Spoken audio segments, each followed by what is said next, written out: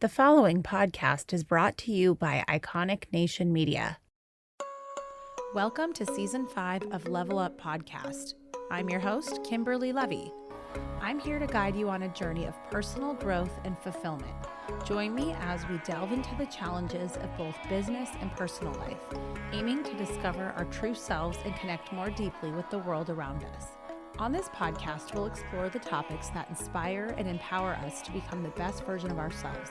From book reviews to interviews with iconic individuals, we'll have insightful conversations that resonate with your journey. And a big thank you to our sponsors, the Boys and Girls Club of America, Greater Conejo Valley, and Levy's Deli for supporting the show and helping us bring these valuable discussions to you. Please share, rate, and review the podcast. And thank you so much for listening. You can also leave your comments at Kimberly Levy on social media. Thank you for your feedback and thank you for listening. Hello and welcome back to Level Up Podcast. I'm your host, Kimberly Levy.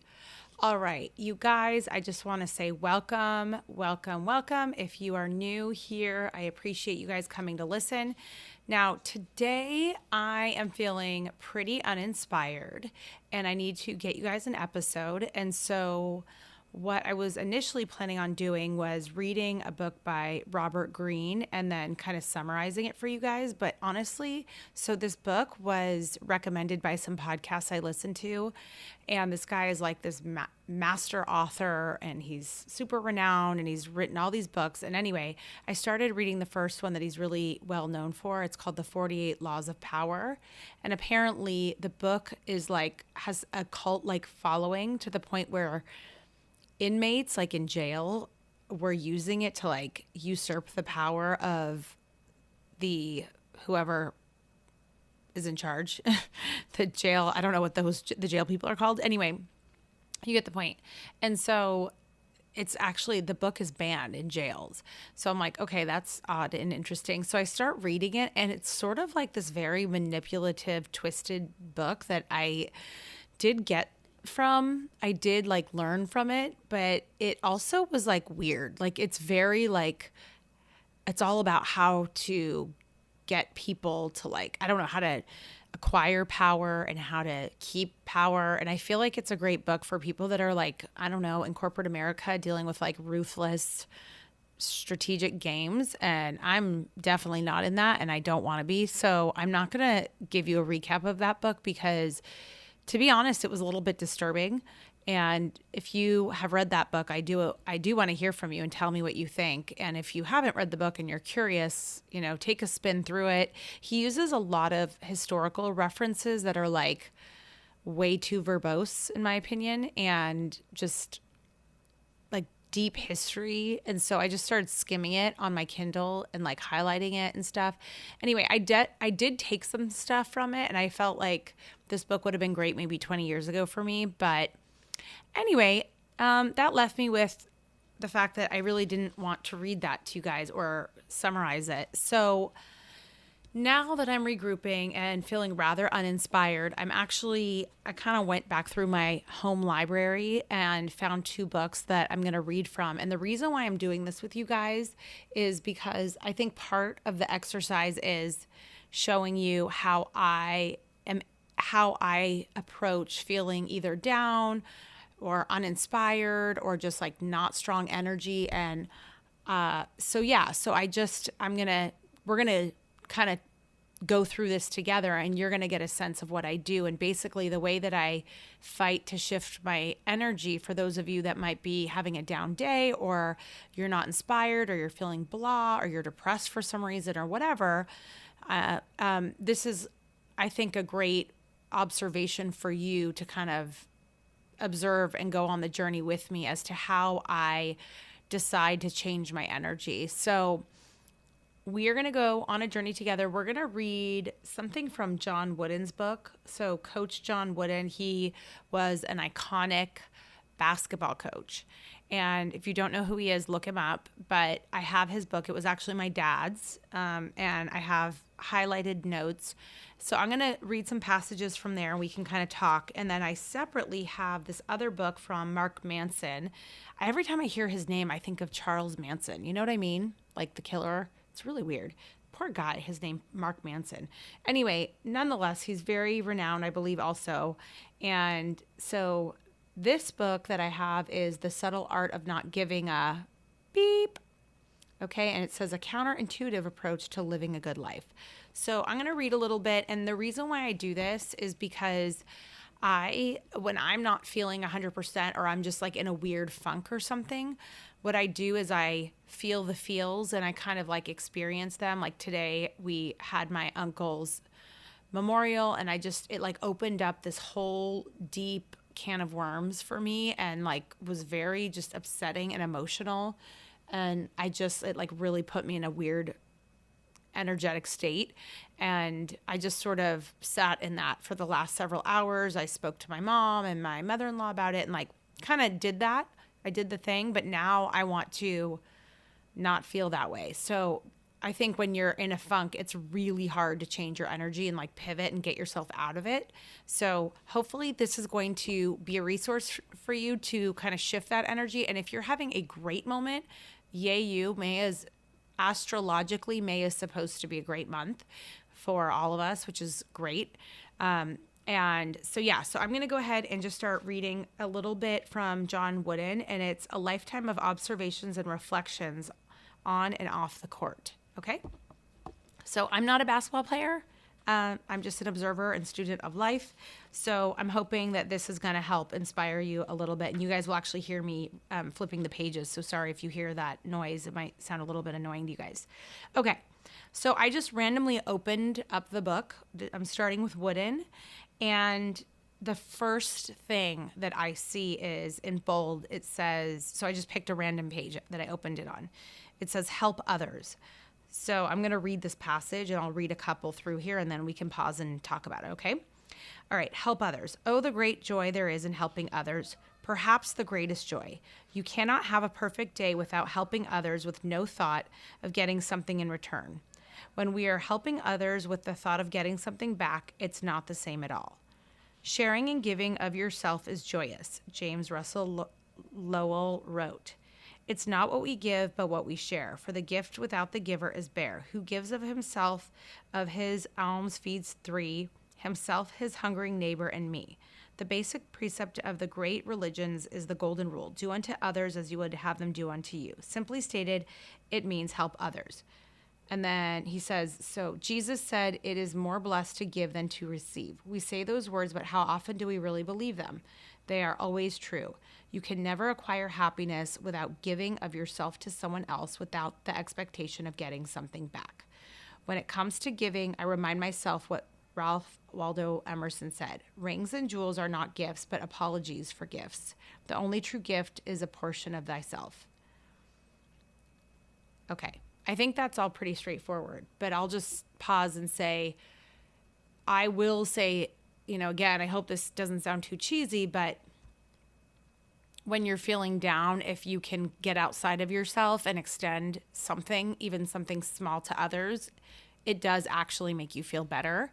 So that can be something very small, like pay for somebody's Starbucks behind you in line, or drop off soup to somebody that, had a surgery, or write a nice text. I know the other day it was one of my friend's birthdays, and I really paused, and instead of just writing happy birthday, I really sort of internalized her birthday and really was thinking about her for several minutes. And I just wrote her this really thoughtful text message about, the journey I know that she's been on in her life and how much I respect her hustle and her hard work, as well as just giving her a lot of props for being an amazing mom and overcoming a lot of adversity and things like that. And I just was gave her a genuine shout out, hey, I see you, girl.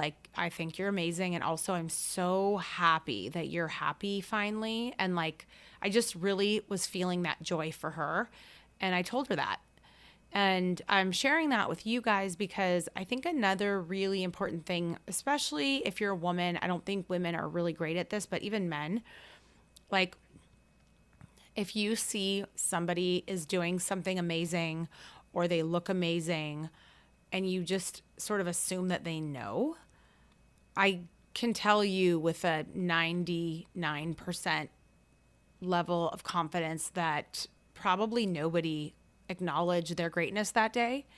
And so I think that's something that if you see greatness in others, you should definitely call it out. You should definitely let them know, like, hey, I love your confidence. Like, you are crushing it. Or you always come so stylish and it inspires me to be more stylish. Or whatever it is, like, make it obviously really genuine. But I just think putting that level of genuine positivity out, you will be very surprised the reaction you get, because when you look at someone dead in the eye and you say those things, they get caught off guard in like the best way possible. And they really appreciate it. And I want to see more of that positivity. So, yeah. Okay. So that was a good one. So help others. I like it. All right. Let's move on to the next one. Make each day your masterpiece. When I was teaching basketball, I urged my players to try their hardest to improve on that very day to make that practice a masterpiece. A masterpiece. Too often we get distracted by what is outside our control. You can't do anything about yesterday. The door to the past has been shut and the key thrown away. You can do nothing about tomorrow.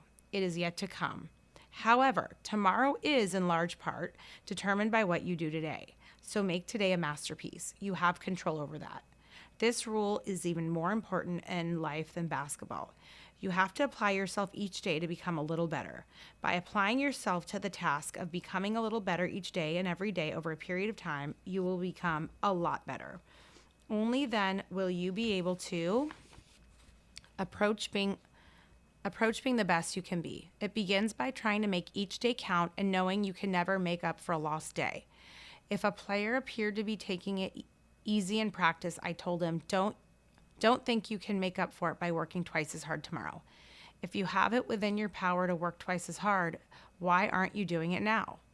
If you sincerely try to do your best to make each day a masterpiece, angels can do no better. I like it.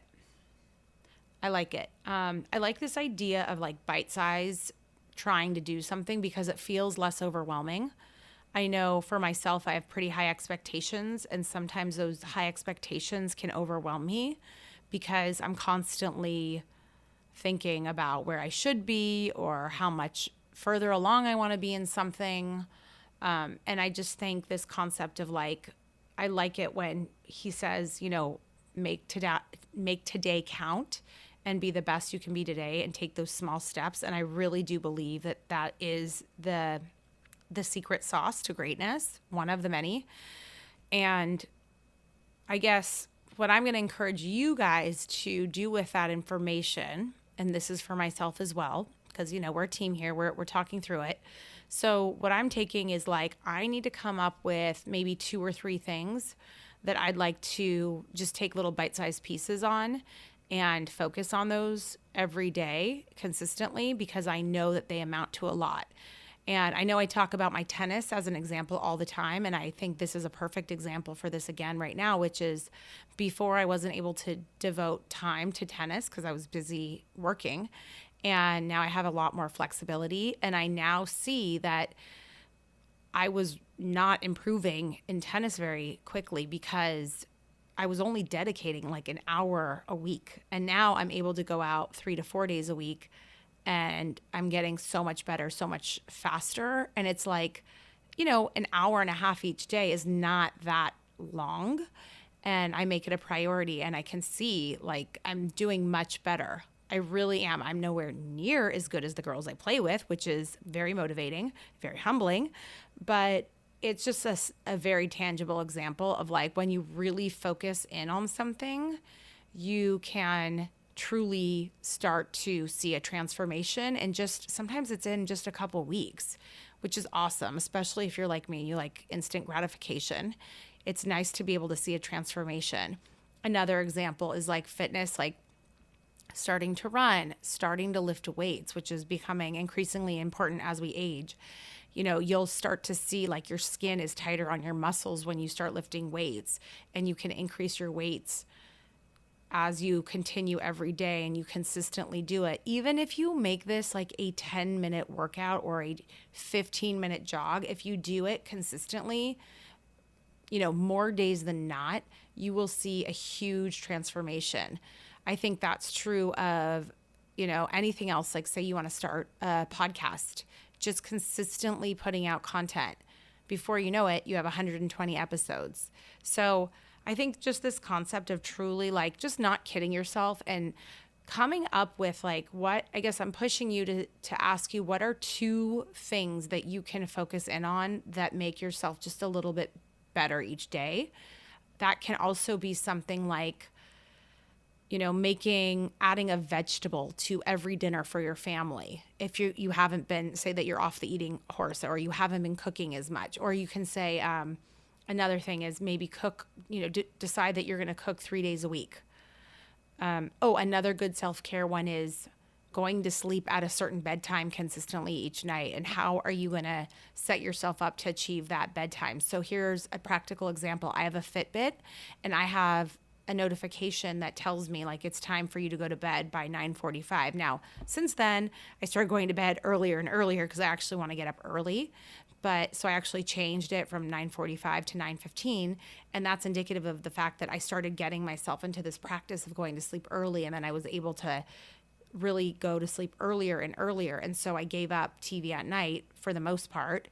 And, some nights I go to sleep later and I wake up later and I don't feel as good, but it's fine. Like I don't beat myself up or something. But the point is that I think going to sleep early is a really great self-care hack, especially if you are spread very thin. It's such a great way of getting recharged and reinvigorated for your next day and just really setting yourself up for success for that next day. So to me, that's one that's pretty easy to do. But I hope you got something from that second one. Oh, this one seems interesting. I like this. Ready? Okay. Make friendship a fine art. So don't take friendship for granted. Friendship is giving and sharing of yourself. If just one side works at it, it isn't friendship. You must work at friendship. Make it a fine art. Go more than halfway. It is two-sided, just like marriage. Somebody is not a good friend because he or she does good things for you all the time. It's friendship when you do good things for each other. It's showing concern and consideration. Friendship is so valuable and so powerful. We take it for granted, but we shouldn't. At times when I'm feeling low, I hear from a friend and then my worries start to go away and I am on the mend. In spite of all that doctors know and their studies never end, the best cure of all when spirits fall is a kind note from a friend. That's John Wooden. The first and most important step in friendship is being a friend. I love this. This is something that I really try and keep more in, like, at the top of mind. I think part of this is, there's a lot of facets to this in the sense that I have become acutely aware of friendships that are one-sided. So for example, we all have a friend that almost every interaction, it's about them. Now, I am one of the most compassionate, loyal, diehard friends you'll ever have. But I have learned over the years that sometimes I'm too giving and I don't set a boundary. And I give, when I say too giving, I mean like emotionally.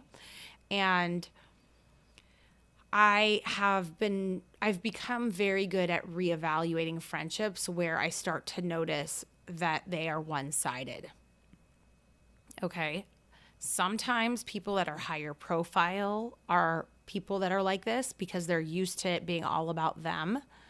And I think that's fine to a point, but sometimes they should go back and ask you how your job is or how your family's doing, or do they remember something you told them that you were going through last time, and do they kind of follow up on it? Like, are they even listening to you if you have a chance to speak about yourself? So I'm starting with that first, because what I want to say to you is, as someone that is a good diehard friend, I think you have to one of the first things that you need to get good at is also setting boundaries with friendships. And when you start to notice that somebody is really, you're in a one-sided relationship with somebody, they never give back, then that's the time that you do the slow back away. So again, you don't do anything dramatic. You don't talk bad about them. We're not kids. And even frankly, I'm not teaching my kids to behave that way anyway. But what you do is you just let distance kind of come between you. Like, you don't have to reach out as much. You don't have to invite them to as much. You don't have to say yes to them as much if they invite you somewhere. Just creating a nice, healthy distance. And the reason why that's important is because the next part of this is really you need to be able to be a good friend too. Like, you need to be able to be there for your friends. And we have friends that are so generous with their time, generous with how much they care about us, generous with gifts, generous with just overall effort. And when you can sit back and say, gosh, they're so amazing, some of these people that have done all this for me, like, what can I do for them? Like, think of something that, not a gift, but something that really is impactful to them personally, that maybe they had an injury and you can send them food, or you can set up some kind of party in their honor, like a lunch. It could be a lunch. It doesn't have to be a big to-do, but just something that you can add value back to their life, just to show them how much you really appreciate them pouring into you. You need to reciprocate and pour back into them. And sometimes that's also just like hey, I know you hurt your back a couple weeks ago. Like, I've been thinking about you. How are you doing? Are you feeling any better? Can I get you anything? I miss you. Like, hope you're improving. I'm sorry. This sucks that you're going through this. Like, just check in on your friends and just like be rock solid like that, because as we age, sometimes we lose we will lose some family members sometimes, that as we age, you start to lose some of those pillars in your life, as your parents, your grandparents, your aunts, your uncles, they get sick and things happen. And it's just, at the end of the day, like, I look at my parents and they have so many good friends. And I do think that the older you get, the more important your friends are. I really do believe that. If you really look around, you see the impact that, like, I think of my dad, his whole family died. He's in his late 70s. So his friends are important, and same with my mom. So, I'll just leave you with, be a good friend. Don't always be a taker. And if you see that if you find yourself in a one-sided friendship, don't be afraid to create distance, because at the end of the day, if you're a really good friend, you want to make sure you're spending your time and energy with the right people that will reciprocate back and really genuinely care about you back. Okay. Now I'm flipping over to the subtle art of not giving up. Beep. All right. I'm going to read this last, maybe one or two. Okay. Number 1, it's on pleasure. Pleasure is great, but it's a horrible value to prioritize your life around. Ask any drug addict how his pursuit of pleasure turned out. Ask an adulterer who shattered her family and lost her children whether pleasure ultimately made her happy. Ask a man who almost ate himself to death how pleasure helped him solve his problems. By the way, I'm glad that they just used that reference, because I was just sitting there like really sad about my uncle, and then I opened a bag of chips and I sat down next to my mom and mother-in-law, and I was like, that's it, I'm eating my feelings. So anyway, yes, and I don't feel great about that. Pleasure is a false god. Research shows that people who focus their energy on superficial pleasures end up more anxious, more emotionally unstable, and more depressed. Pleasure is the most superficial form of life satisfaction, and therefore the easiest to obtain and the easiest to lose. And yet, pleasure is what's marketed to us 24/7. It's what we fixate on. It's what we use to numb and distract ourselves. But pleasure, while necessary in life in certain doses, isn't by itself sufficient. Pleasure is not the cause of happiness. Rather, it is the effect. If you get the other stuff right, the other values and metrics, then pleasure will naturally occur as a byproduct. That's interesting. So what comes to mind for me on this is I get a lot of pleasure from working.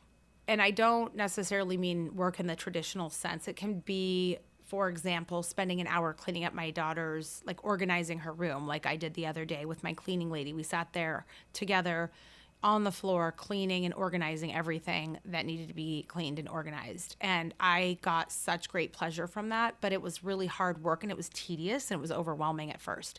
I also feel that effect when I'm working out. Like, the workout, it's so tedious. It's hard.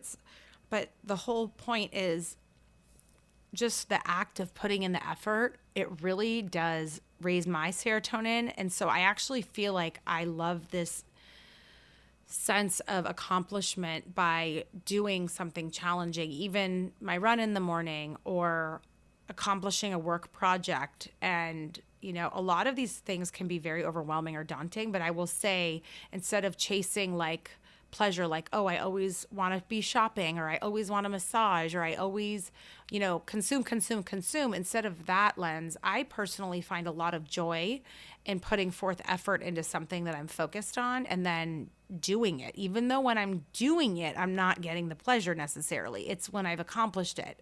So I think that's kind of very interesting in today's day and age. I do see friends of mine that seem to be very stuck in this like consumerism. Like, I don't mean friends, I mean like acquaintance friends. Like, I've observed that there's people out there that they've become just endless consumers. And I've noticed that it's never enough. It's always another trip that's more luxurious than the next. It's always another luxury outfit, a luxury purse. And the game and the ante is constantly, it's always what's the next thing? What's the next thing? The next best thing, right? It's like, it's just this endless consumerism, this endless chase to attain more material goods or status, bragging rights. I'm not sure.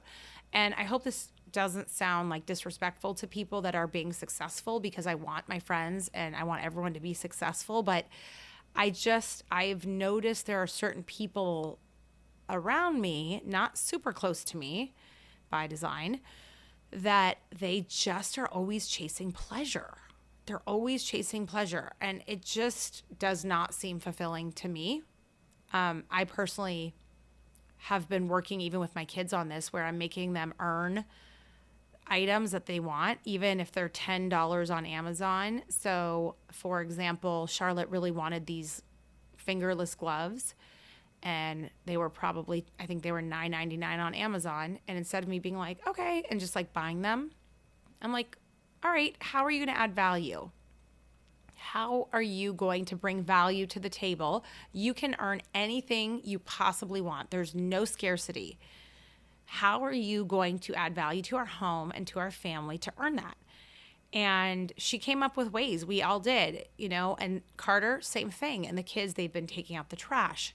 They've been cleaning the floor. They've been putting away their clothes. They even did some laundry today, which they don't normally do these things because we have help in our house to do a lot of these things. So to me, just giving them the experience of really getting in that mindset of like, oh, I really have to work towards this item that I want, and come up with creative ways that they can assist me. Like, they help with the baby, and they've really risen to the occasion. I have to give Carter and Charlotte a lot of credit for it. And let me tell you, as soon as they got to their 5 points, they were so excited to receive the items that they had earned. And I guarantee they're never going to forget those items somewhere, because why? They really value them. You can see, like, they're super jazzed about the items that they got, because I didn't just go and order them and then they showed up and then, that was that. And then they kind of like get over it. So I'm really trying to instill this concept of like not just being a pleasure seeker constantly 24/7 and a consumer, because it's just not the way life works. Like, it just isn't, and it's not healthy. Okay. Oh, that kind of goes to item number 2 I just saw, material success. And this is the last thing I'm going to read, the last passage, and then we're going to wrap. But okay.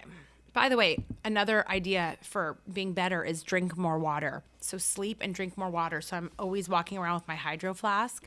I put my ice in there, and it is how many ounces? Let me see.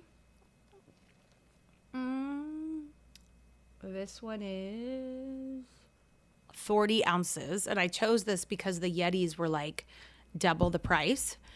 And I know there's some big controversy over these. I don't really get that. But nonetheless, Hydro Flask, I like it. It was half price, and I fill them up constantly, and I'm always carrying it around. I really recommend that, and I swear it'll change your life. Your skin will look so much better, and you'll eat less because you're actually, a lot of times when you're eating, you're actually thirsty. So anyway, that was my little tangent, hot tip on easy ways to better yourself.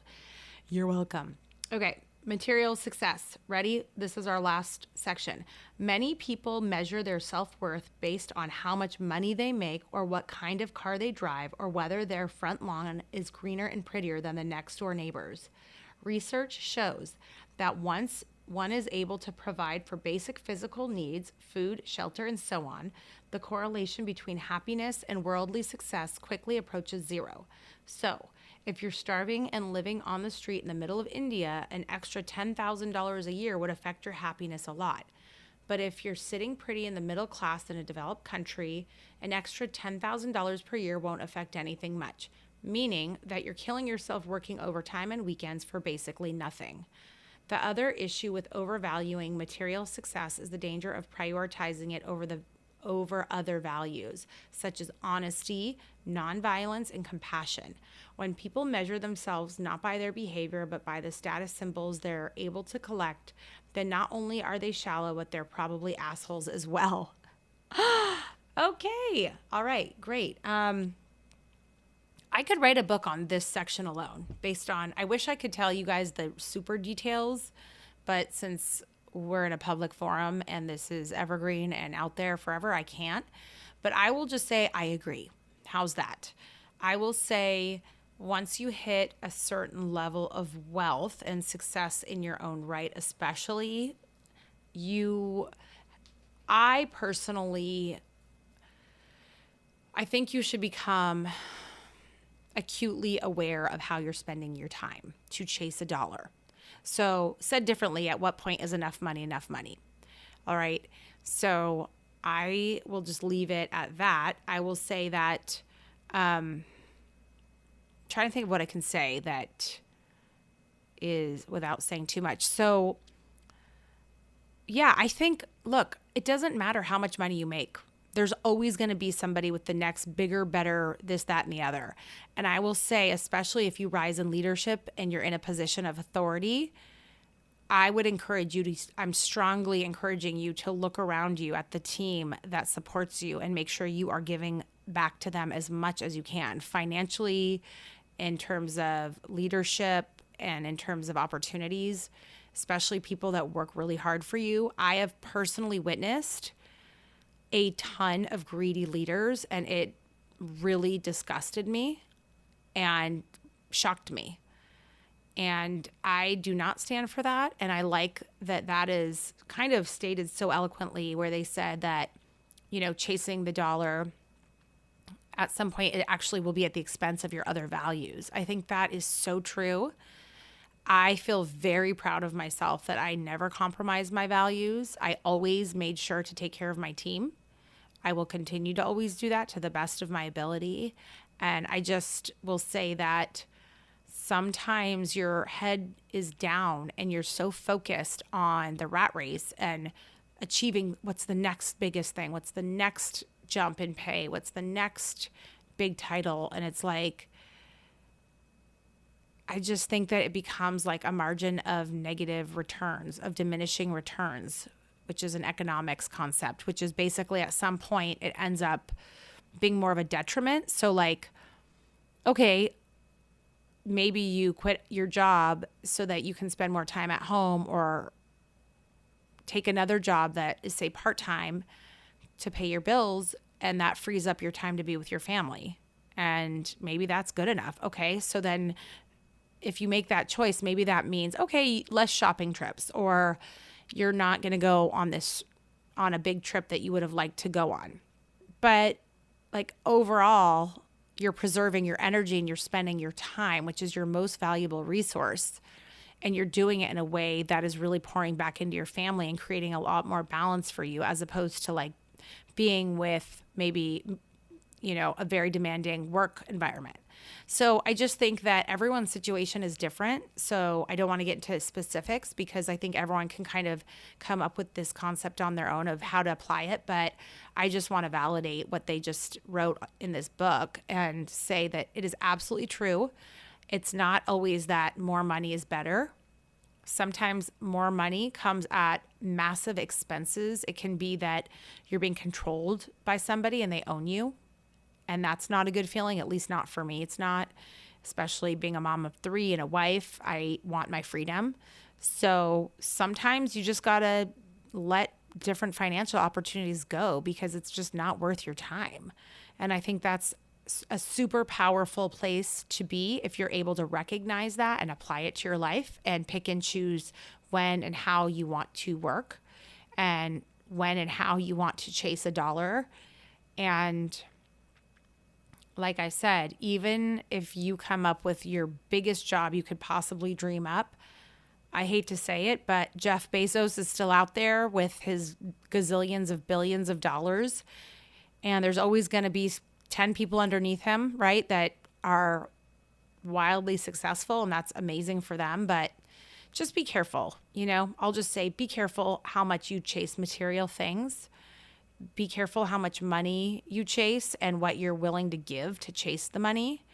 I will say I don't care what car my friends drive. I think if somebody pulls up with a nice car, I'm very happy for them and I think it's awesome. No slight on them whatsoever. At the same time, if a friend shows up in, a car that's not as nice, I don't care. It doesn't affect me. It doesn't define how I think of my friend. What defines my friendship is how they treat me, right? Just like we talked about. So just really contextualizing that for people, material items is not where it's at. And I think that it's wonderful to achieve your material goals. Like I remember my first material goal was like to drive a white Mercedes one day. Cause remember I was kind of like a latchkey kid. So not poor, but like just not a lot of extras, right? Not a lot of abundance going around. And that drove me to have very specific material goals. And I feel really proud that I've been able to, on my own, achieve a lot of those goals. Buying a Louis Vuitton purse, right? Like I don't need 20 of them. I don't. I know I'm the only woman that would admit that. But I don't define myself by my number of purses or the labels I wear. I mean, for the most part, like I don't know. I'm kind of a minimalist because I don't think that is where life's at. I think if it brings you joy and being stylish brings you joy, like absolutely go for it. I just think that people really take it too far and they really lose sight of what's important and they start looking at, oh, look at her shoes. Oh, look at her bag. Oh, at this, that, and the other. And it's like the whole Instagram world. And I just it's just like not where it's at. Once you have hot tip, once you have that material thing, it doesn't continue to bring you the same amount of joy. And especially as you get more and more of it. So, by your 11th, 12th, 15th Louis Vuitton bag, you're not getting that same level of butterflies you got when it was your first. So if you think that I'm wrong, please let me know. But that's just my vibe. I don't think chasing material wealth is it. I think having goals, financial goals are amazing. And I think saying, oh my God, I would dream to have a blank, maybe you want a Rolex, maybe you want your white Mercedes, maybe, whatever it is, maybe you want that trip and you've been dreaming about it for 4 years. Like I want you to get what you want. And I want you to earn it and I want you to go enjoy it. But at some point, enough is enough. So don't get lost in material things and don't get caught up in, judging people based on their material success because the truth is, it doesn't actually affect you. So my friends that are incredibly, ridiculously successful, I'm so happy for them. And I can love them the exact same as some of my other friends that don't have as much money, and it really makes no difference to me. It does not. I just want them to be happy, and I want a great friendship, So anyway, thank you for coming on this journey with me of shifting out my energy. I already feel much better. I hope you understand the exercise now, which is if you're not feeling amazing, you're in a funk, you're just not inspired. Maybe you're just like even and you're not inspired. Like, go find resources that shift your energy in the most positive way. Go find information, books, podcasts, people, something that elevates your game, that makes you think differently, that brings you back to gratitude, that does any of those kinds of things for you and really fills up your cup. And, hopefully that kind of gets you out of whatever funk you might be in and kind of gets you back into a mode of being inspired. I didn't want to come on here and be like, rah, rah, I'm inspired today. Like, I'm not. I was not inspired today. So thank you for letting me be raw and real. And I do feel so much better. And I hope you do too. And again, if you could please, the currency for me in this podcast is not dollars. It's just you letting me know that you like it. And Rachel Zusser, my friend Rachel, she is a huge, successful producer. She said to me the other day, she goes, I love your podcast. She goes, I want to be on it. I'm like, I want you on it. So hopefully I'm going to get her on it. But her just saying, that she liked my podcast and she thought it was good just made my whole day. So can you please comment, rate, review, tag me, DM me, text me, whatever it is, and let me know. All right. With that, thank you guys for listening and have an amazing rest of your day. All right. That is it for today. Thank you very much for listening, and be sure to follow us at Iconic Nation Media and send us a direct message and comment on some of our posts so that we can hear your feedback and incorporate them into our show.